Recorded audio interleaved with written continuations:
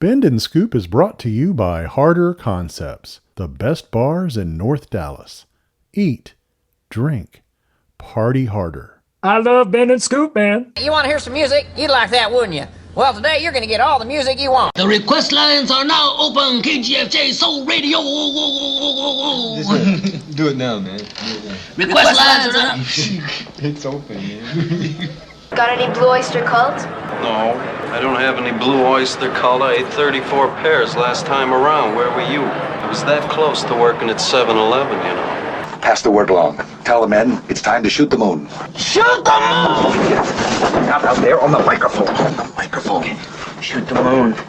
Shoot the moon. The attitude dictates that you don't care whether she comes, stays, lays, or prays. I mean, whatever happens, your toes are still tapping. Hey, Strawberry! Oh, Strawberry. Hey, what's happening, man?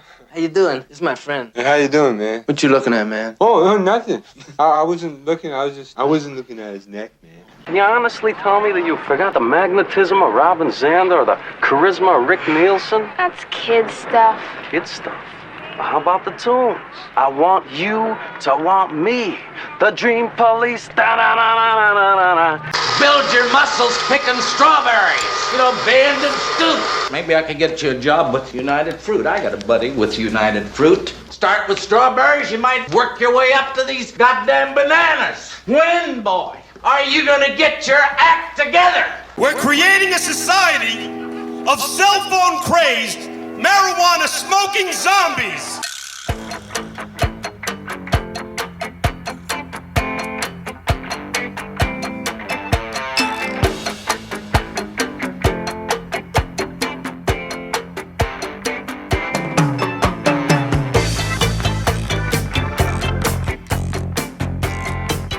Coming to you not quite live from Lukewarm Tallboy Studios deep in the land of Gar, this is Bend and Scoop, the podcast featuring music, mirth, and minutia, focused on exposing artists you probably haven't heard, but should. I'm Bob, and I'll be your tour guide on this amazingly asymmetric auditory adventure as we journey to the center of your cochlea.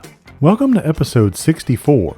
Bend and Scoop is brought to you by Harder Concepts, the best bars in North Dallas. Visit one of the now 6 great Harder Concepts locations in DFW, including Scruffy Duffy's, Ringo's Pub, and the brand new Bottle Rockets, all at the Shops at Legacy in Plano, Saintsbury Tavern at Austin Ranch in the Colony, the Mucky Duck at Addison Circle in Addison, and Addison Ice House at Vitruvian Park in Addison. All Harder Concepts locations have great food, live music, an amazing beer and spirit selection, and a wait staff that's second to none. Whether you want to hang out with old friends or meet some new ones, there's no better place to get together and watch your favorite sports or hear some awesome tunes.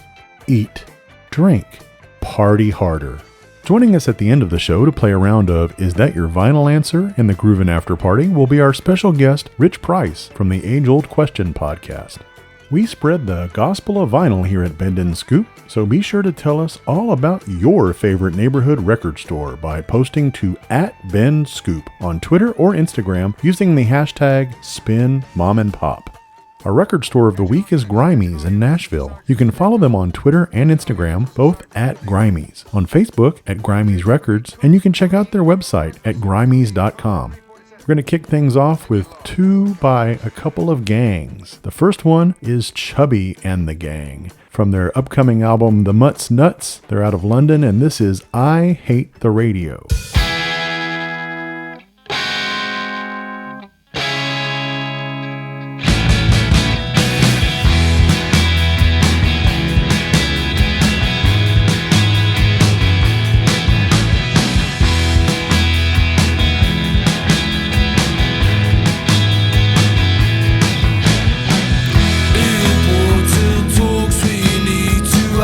I sit and think of what to say.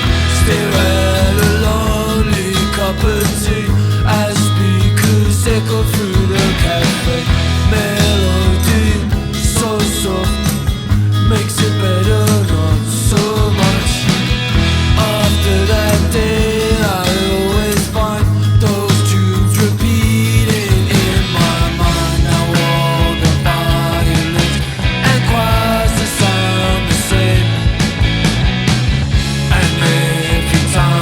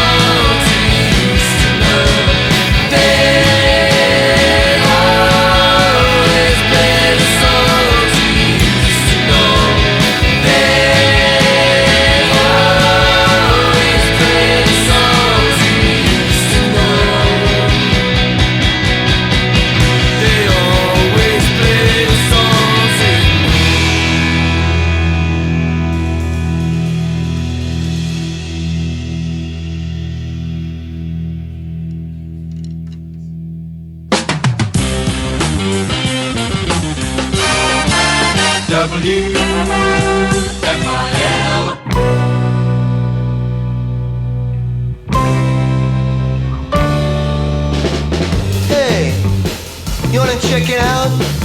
This experimental music they're talking about. Yeah, let's go, don't be scared. Experimental music make me feel so free. Walking down the beach with my baby. Stars are out and the moon, yeah.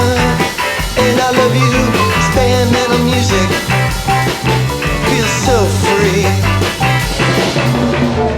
Experimental music, oh,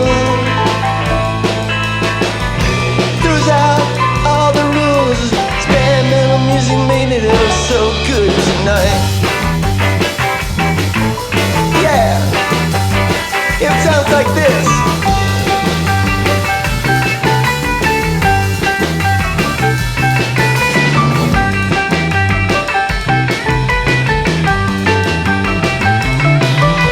Experimental music make me feel so fine. Yeah, walking with you, I'm yours and you're mine. Come on.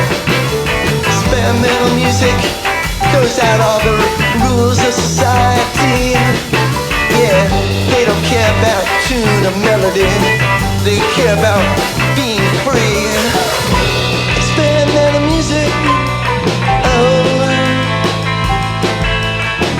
I love you, baby. Experimental music made it all so good tonight. Woo! Yeah! Yeah, it goes like this.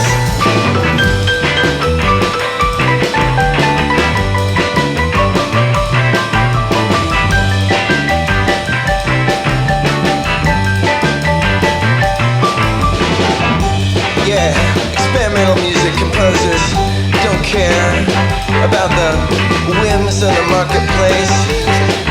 No way. They don't care about selling advertisement space. They use the detritus of the society gone mad. They play anywhere. They do anything they want. That's why I love it. Yeah, experimental music. Yeah, let's go. Experimental music. Experimental music. Oh. Closing out our gang twofer there was Chain and the Gang. Experimental Music, the title track from their 2017 album by the same name, out of DC. Campfire Songs is a podcast where I get together with my buddies Todd, Jim, and Tom to share and discuss songs with each other. Be sure to follow us on Twitter at Songs Campfire and give us a listen for more great music. Here's a band from Chapel Hill, North Carolina called Spiderbags. Off their 2018 album Someday Everything Will Be Fine, this is Tonight I Walk on the Water.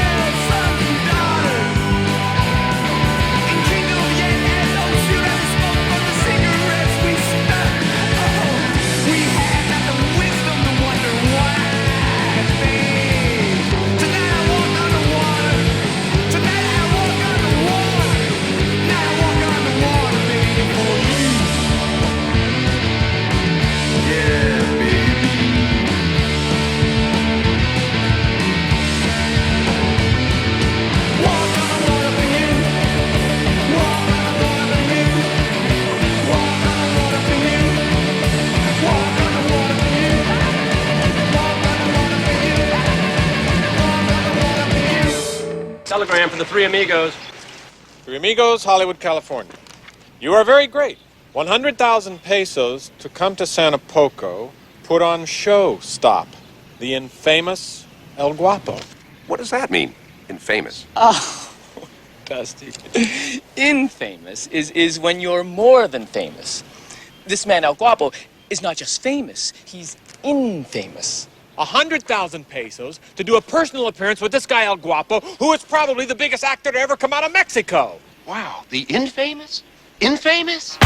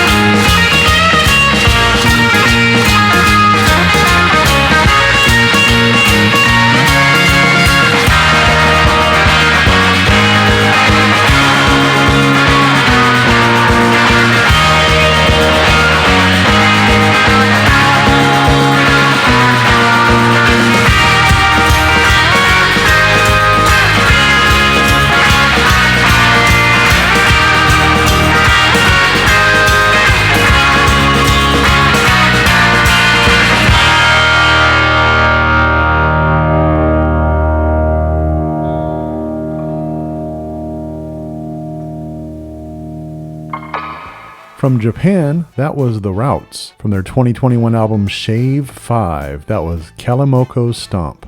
Have you ever wanted to host a podcast? Well, all you have to do to join the Mike Hunt and host your very own episode of Assume the Juxtaposition is send me your topic idea to lukewarmtallboy@gmail.com. You can follow Assume the Juxtaposition on Twitter, Instagram, and Facebook, all at AssumeTJPod. I think you're really going to dig this next one. Super catchy. From LA, this is Car Talk off their 2020 album Pass Like Pollen. This one's called Wrestling.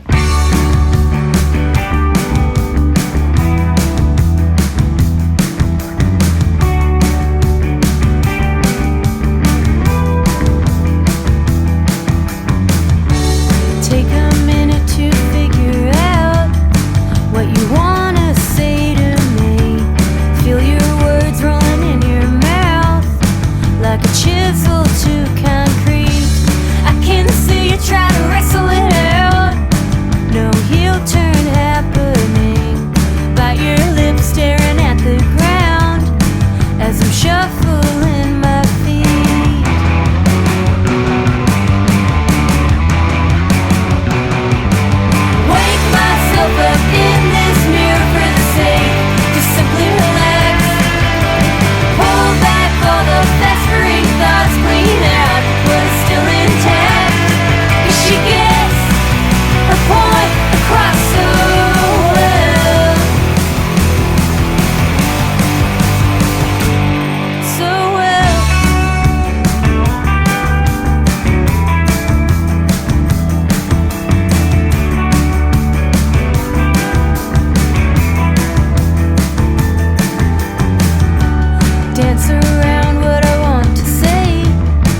your performance in my mind. Stare at hands like a saving grace. Are they gonna catch me alright? I can see me trying to walk away. Steady heel turn in due time. Pull toward who I need to face. I'm not looking for a clean fight.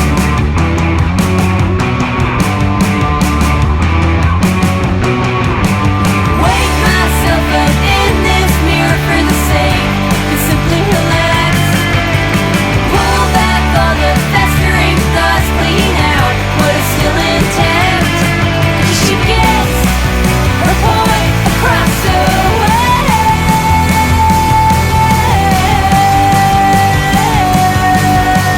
Can we be like back then when we were nothing but friends and I felt fine with you? Reflection I hope to find soon. Wake myself up in this mirror for the sake to simply relax. Pull back all the festering thoughts, clean out what is still intact.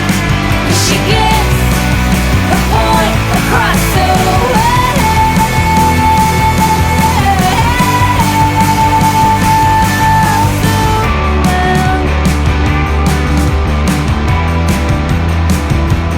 So well.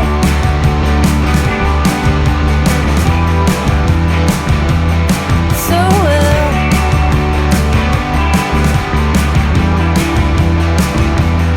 Oh well.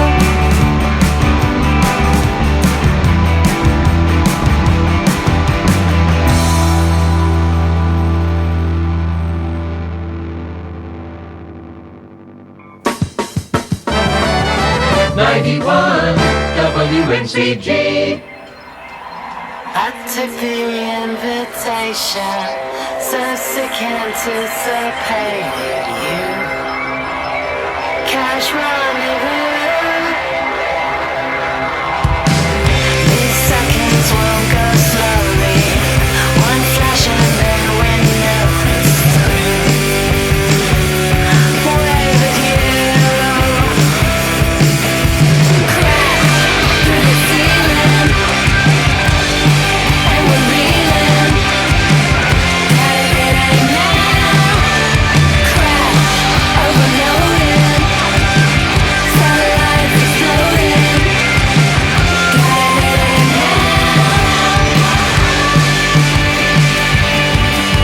Yes, you are adoring. No, liberty hip-shakers new.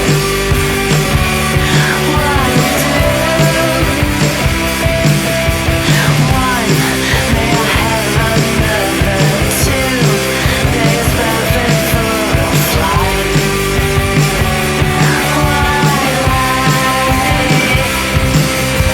Crack through the ceiling,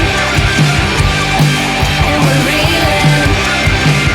Gotta get in now. Crash, overloading. Satellites exploding. Gotta get in now. Everyone know velocity. Accelerate, surrender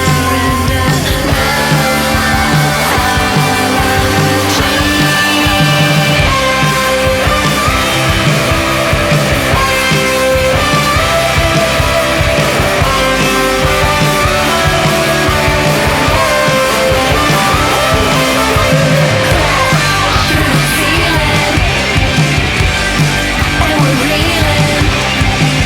Gotta get in now. Crash, overloading. Satellites exploding. Gotta get in now.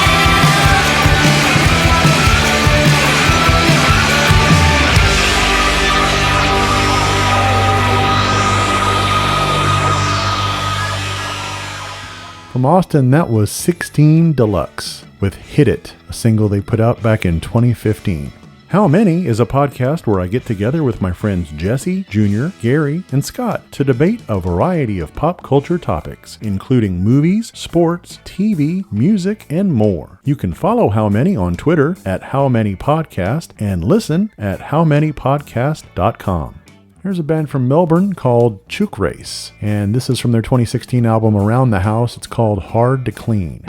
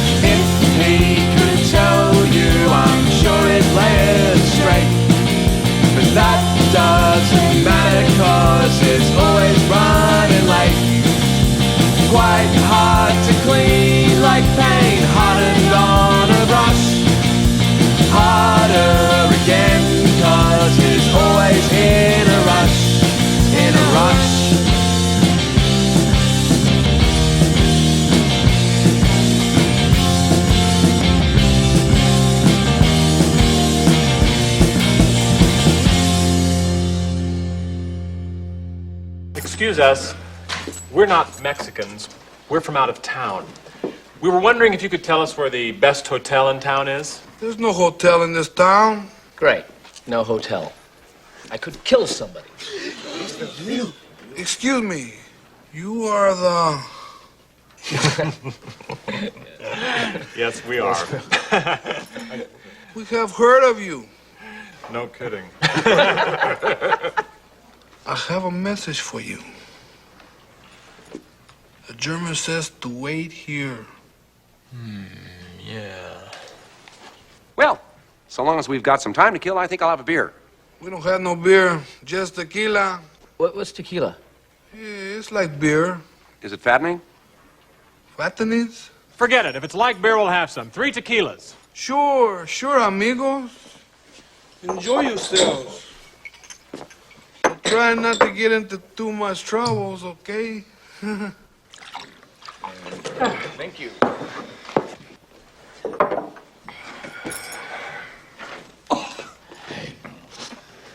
It's an odd taste, isn't it? It's probably watered down.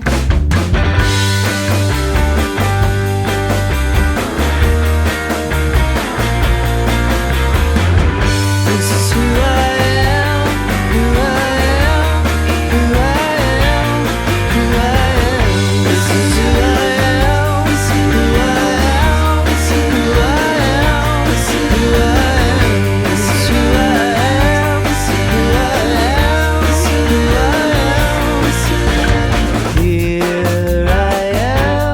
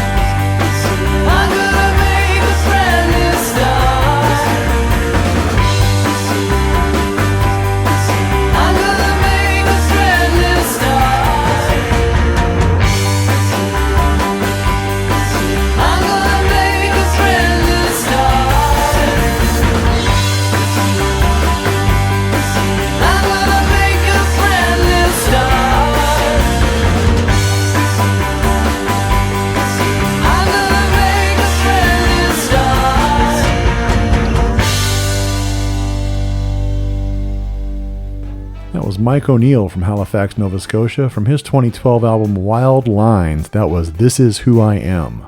Pausable Deniability is a monthly podcast I co-host with my pal David Miller, which you can follow on Twitter, Instagram, and Facebook, all at Pause Deny. We post new episodes on the first day of every month.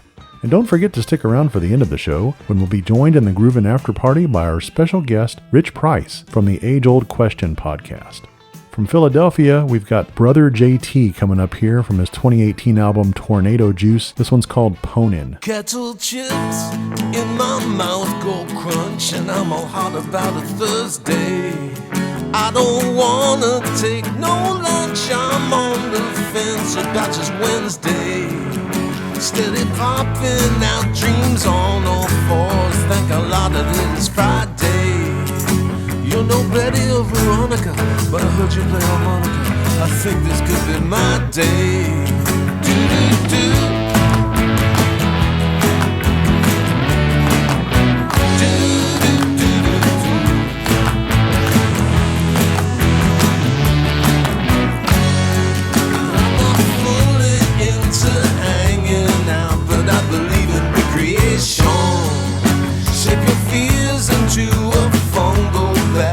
A swinging situation. Then we mosey down the basement and we play the flaming groovy. You said the door's ajar, I said no, it's just a door.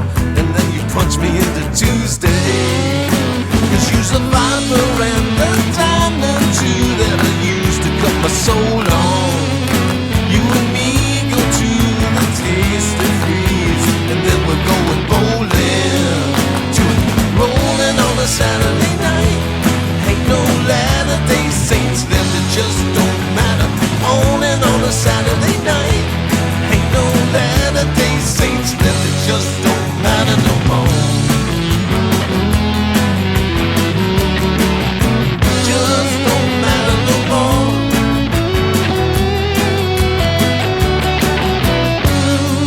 Love to wake up on a Monday, roll out of bed around 2. Ice my coffee, drive around town, maybe write myself a pop song.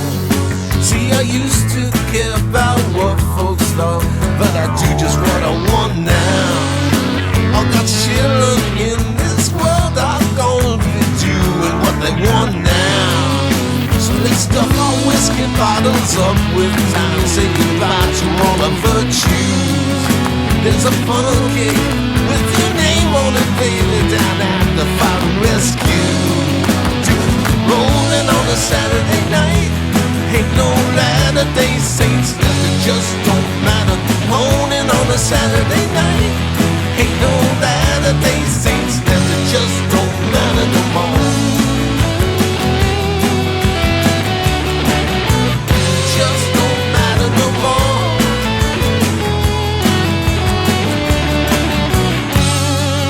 Kettle chips in my mouth go crunch, and I'm doing what I want now. And I'd stop it if I could, but I'd be damned if I should know how. Believe in us. We're Music Plus. All the music you've ever heard has led to this. You want to see it again. Sea Level, Cats on the Coast.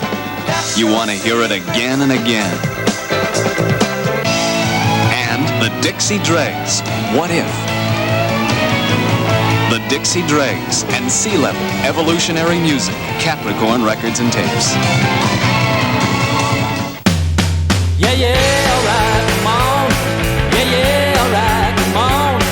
Yeah, yeah, alright, come on. Yeah, yeah, alright, come on. Yeah, yeah, alright, come on. Yeah, yeah, alright, come on. Yeah, yeah, alright, come on. Yeah, yeah, alright, come on. Yeah, yeah, alright, come on. Yeah, yeah, alright, come on. Around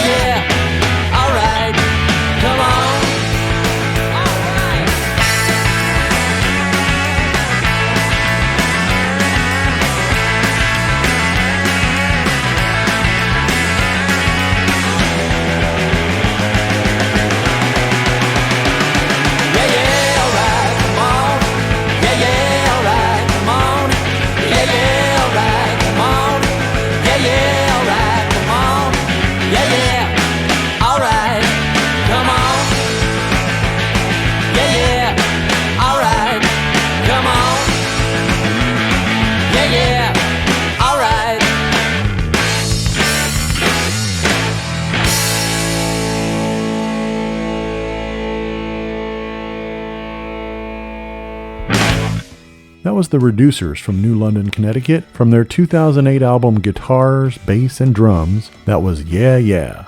If you want to listen to all this great music without having to hear me ramble between songs, be sure to check out our Bend and Scoop Spotify playlist. If we played it and they have it, you can listen to it there. And if you enjoy listening to what we do here on Bend and Scoop, please take a moment to subscribe, rate, and review us wherever you get your podcasts. And if you really enjoy what we do here at Bend and Scoop and would like to show your support, please feel free to drop a little something in our virtual tip jar at patreon.com/bendscoop. Next time you go out to see a band play live, take a couple of friends and make it a night out for the Three Amigos.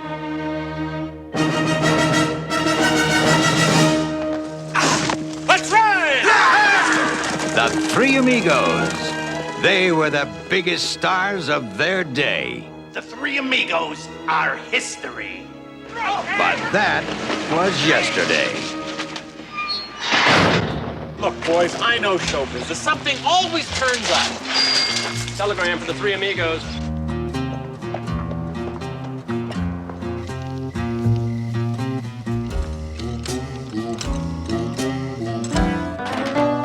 Come with me where moonbeams paint the sky.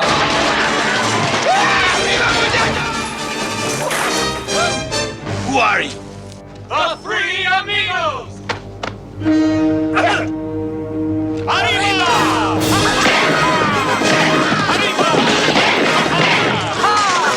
I like this guy. They are funny guys. Just kill one of them. Steve Martin. Chevy Chase. Do you have anything besides Mexican food? Martin Short.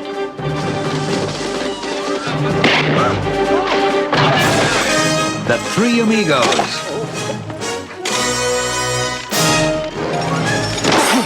Throw down your gun! Not you, Dusty! Sorry! You're so brave. Whoa, Horsey! Three Amigos. I'll come back one day. Why?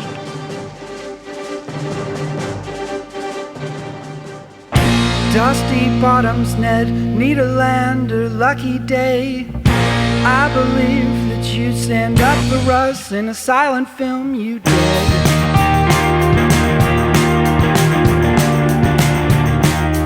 You said you could help us. I thought you were heroes, was that a lie? You're really just actors. I'll send you out on a quest tonight. Harry Flugelman stripped you of your dignity. Then you shot invisible swordsmen with the bush scene. Moon shadows on the plain. Desert creatures say goodnight and wish you well on your way.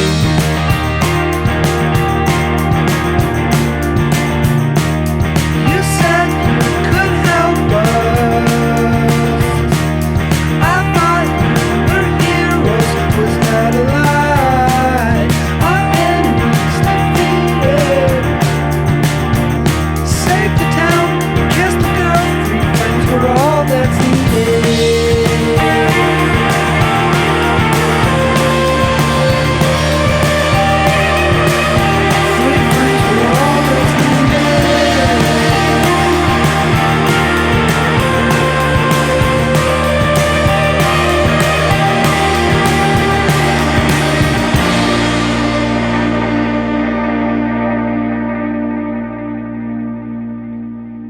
People listen to people.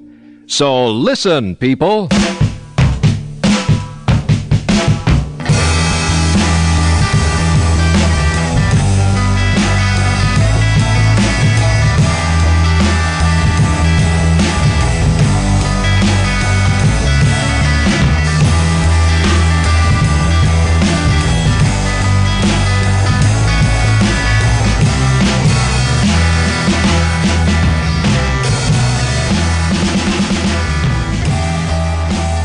Welcome to the Groovin' After Party, Come on in and pour yourself a cold one. Joining me now for the Groovin' After Party here on Bend and Scoop is Rich Price from the Age Old Question podcast. Welcome, Rich. Thanks for having me. It's good to be here. Tell everybody about the Age Old Question. It's hosted by myself and one of my close friends from college, Clint Bierman. And we've known each other for 25 years. We've both been musicians. We've been collaborators. We've written songs together, played shows live together. One of our songs is on the Shrek 2 soundtrack. Wow. We've collaborated quite a bit, but in the time that we've known each other, we've had these conversations that I'm sure if anyone listening who's a music fan shares similar sorts of conversations with their friends around, who's the greatest guitarist of all time, or if you could only take an album, 5 albums to a desert island, what would it be? And so we've had these conversations, and they're always fun. And we find ourselves at a party and we start talking, and then all of a sudden we look up and everyone's left and we're still having this conversation. So during COVID, we had let's make these conversations a podcast. And so the concept is each episode is a different question in music fandom. And we call on various friends of ours and experts in the subject matter to help us answer the question. So for example, one of the episodes is, what's the deal with the Grateful Dead? And it's literally a question that my wife asked me, what's the deal with the Grateful Dead? And I think it's one, the Grateful Dead is an example of a band that you're either a big fan of or you don't get it. And given their influence and their place in music history, we thought it would be interesting to sort of talk to some people who could help explain it. And so, for example, we talked to Phil Lesh's son, Graham Lesh, who's in a great band, Midnight North. We talked to Steve Silberman, who literally wrote the book on the community that's known as Deadheads. And anyway, that was one episode. We have another episode, Is D minor, in fact, the saddest of all keys? Which is, of course, a tongue-in-cheek reference to Spinal Tap. But we look into sort of the actual science of it. Is there a key that is particularly, evocative of sadness or evokes sadness in people when they listen to it? So anyway, really fun. It's incredibly gratifying to do these episodes. I learn a ton because we do a lot of research for each of the episodes. And, as I said, it's really just rooted in two friends having a really good time together. I believe the composition you're referencing there from Spinal Tap was Lick My Love Pump, if I'm not mistaken. I remember that well.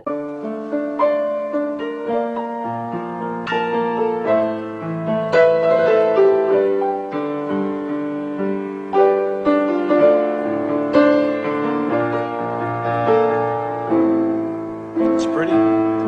Yeah, I like it. Just been fooling about with it for a few months now. Very delicate. It's a bit of a departure from the kind of thing you normally play.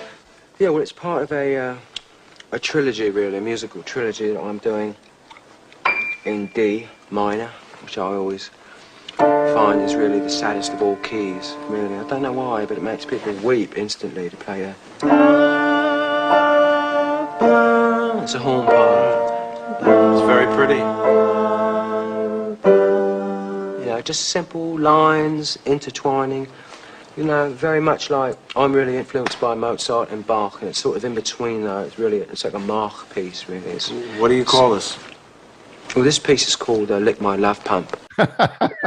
D minor, I find it to be the saddest of all keys. Now, I listened to a recent episode you guys did on the greatest collaborations in music history. And I think you guys did a really great job. I believe the consensus was more or less Traveling Wilburys, which was a great choice. One of the members of the Wilburys, Tom Petty, I feel, and you guys didn't mention this collaboration, but the first one that came to mind for me was the Tom Petty, Stevie Nicks, Stop Dragging My Heart Around, which I feel like that's one of the greatest rock songs of that era. And it's one of those where it's almost like an equal. It wasn't like one person guesting on another one's song. I mean, yeah, it was Tom Petty and the Heartbreakers with Stevie Nicks, but if I recall correctly, I think that song actually appeared on her solo album. So it's almost like they were her backing band, but it was just a really good combo. Absolutely. And another song we talk about on that episode is Under Pressure, the collaboration between Queen and David Bowie. And I think the song similarly appeared on David Bowie and Queen records. So yeah, we love that topic. We love that episode. And, as we find a lot with these questions. You know, we call them unanswerable, of course.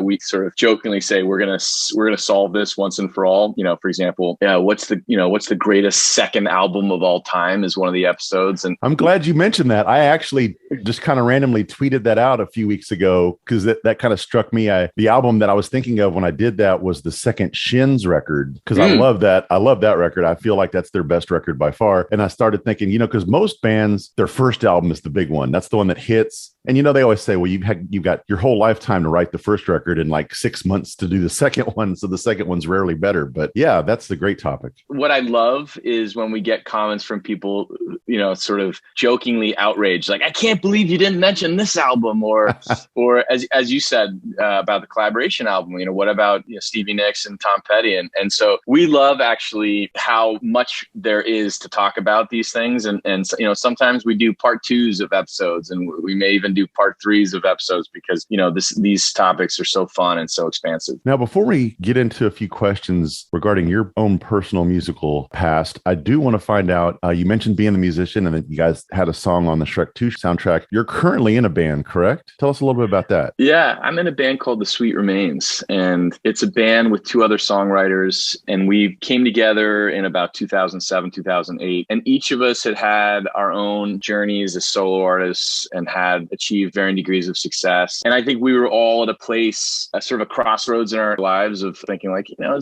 what do we do next? And I was doing a tour with a songwriter who was based in Phoenix, Arizona, Brian Chartrand, and we were singing 2-part harmony. And I thought of my collaboration with another songwriter, Greg Naughton. He and I had often sung together and had sung 2-part, and we're both really big fans of this tradition of 3-part harmony in folk rock music, like obviously Crosby, Stills and Nash, bands like the Eagles and others. And so I reached out to Greg and said, hey, why don't you come meet up with me and Brian? We're doing a show in Rhode Island. He drove up from where he was living, and there was just instant chemistry, and it was just very gratifying to sing together. And so it kind of changed the trajectory of our careers, and we formed the band, and we've now put out 4 studio albums, and we're doing our first official show since before the pandemic this coming week in Connecticut, and I'm really looking forward to getting back on stage. I'm glad the shows are getting back out there because it was a long time without getting to see live music. So glad you guys are back at it. So Rich, let's learn a little bit more about your own personal musical journey. And we're going to play around with something here we like to call, is that your vinyl answer? And we'll start off asking you if you can remember what was the first record that you remember buying with your own money when you were a kid? Yes, I do remember this actually. I bought 2 albums that day. The first was Dream of the Blue Turtles by Sting. Okay. And then the second was Mr. Mister.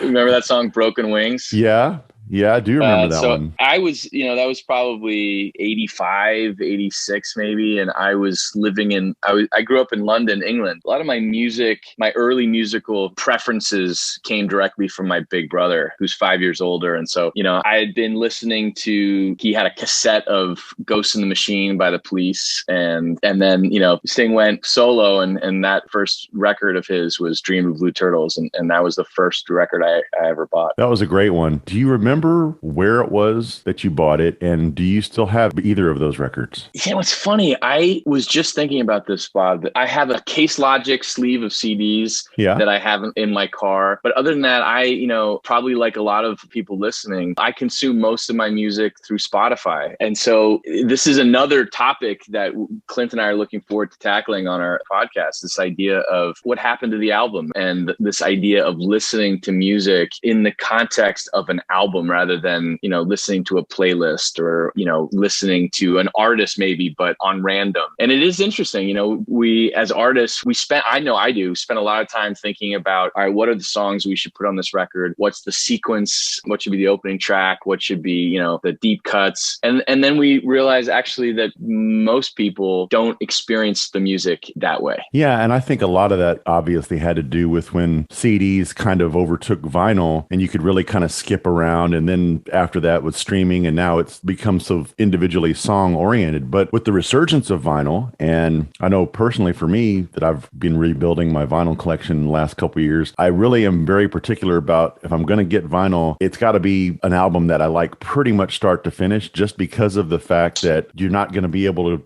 skip through songs. Rubber Soul, there's a great example right there you're holding up. So it's funny you say that you're rebuilding your vinyl collection. I'm doing it as well. And my favorite band is the Beatles. So I've started with Rubber Soul. Let It Be. Yeah. Oh, the White Album. And Abbey Road, the best one. These are my first investments in rebuilding my vinyl collection. Excellent investment. Yeah, you can't go wrong with pretty much any Beatles. But even the bands that I love, there are albums of theirs that I like more than others. And so I'm really kind of focusing on getting the ones that when I drop that needle, I'm listening and enjoying every track. There's not one that's like, I got to wait until this filler's over. And I think that's causing me to kind of focus again on the entirety of the record. And like you said, the sequencing and just the album as a whole, as opposed to just a collection of songs. Yeah, and how the artist intended for you to hear those songs. Very much so. Who do you own the most albums by? I'm guessing maybe it's the Beatles. And which of theirs is your favorite? It's the Beatles for sure. And I think Rubber Soul is my favorite Beatles album. And, of course, Sgt. Pepper's incredible. The B-side of Abbey Road is transcendent. I love the variety on the White Album, and I love Revolver. But there's something about Rubber Soul that it sounds to me like they're just having fun making that record. Yeah. And I think that's also, you went through so many albums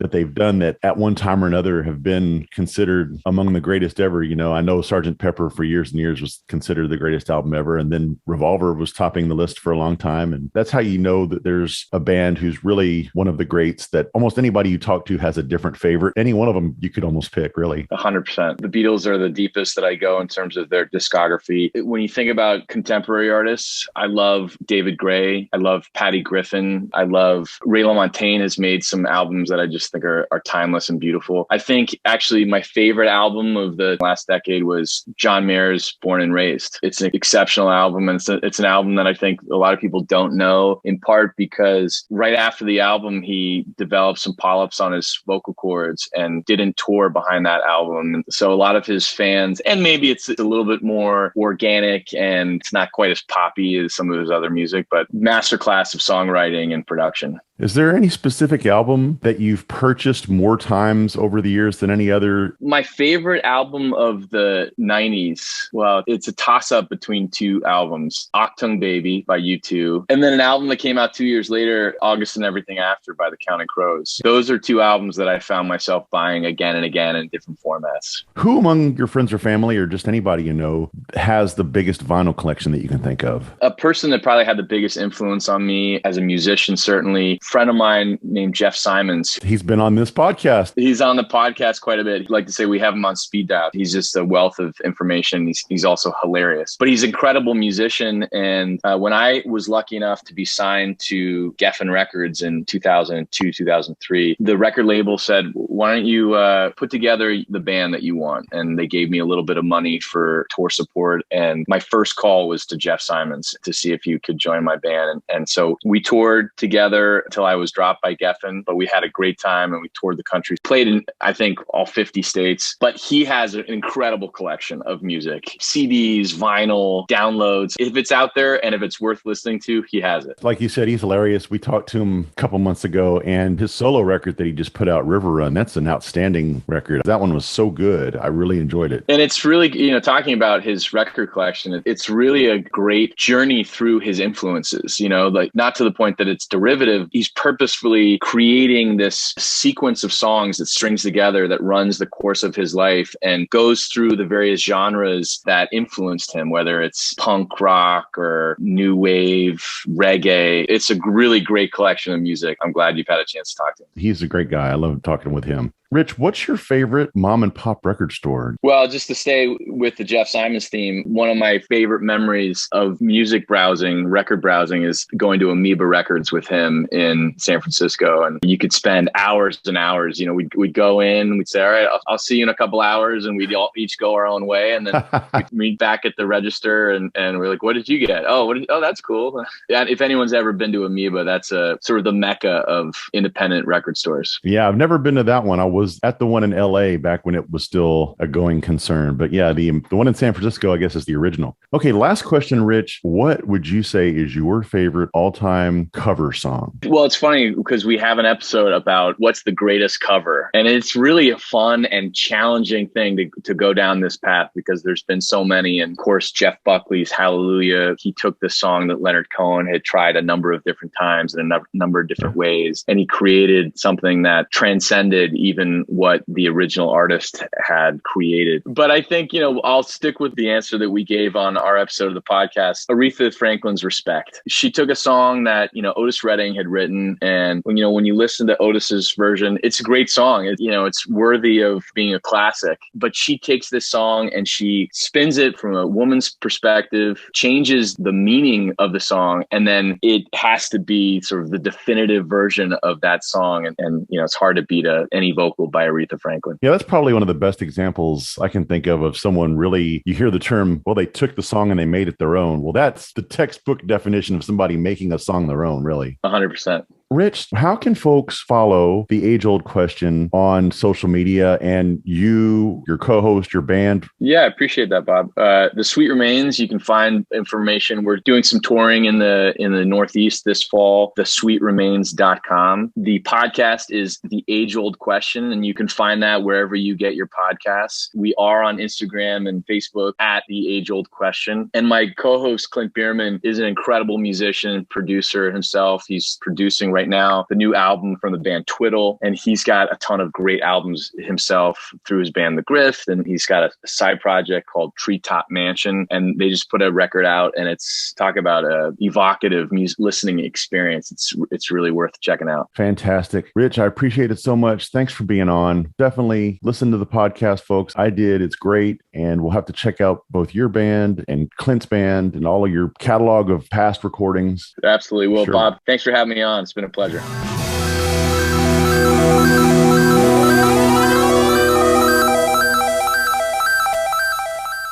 Don't worry about it, guys. It's all in the mix.